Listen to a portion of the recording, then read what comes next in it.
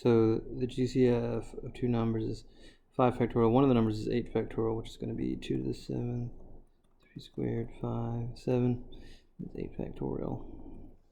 And this other number is x, and then the GCF is 5 factorial, which is 2 to the third, 3, and 5. So we know this number has 2 to the third, 3, and 5, because they're saying if it's in the GCF, that's what 8 factorial and x have in common.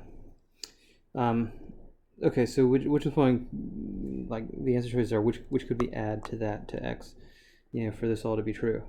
Well, if we add, like for instance in A, if we add another 3 to the 5 factorial that we already have, then that's a problem, because if that is 3 squared, 8 factorial has a 3 squared, so you would expect 3 squared to show up in the GCF. It would need to be there, but it's not.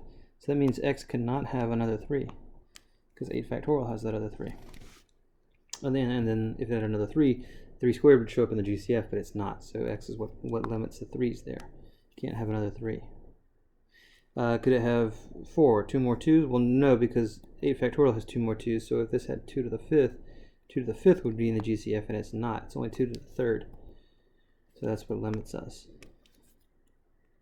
Can't have more 2's.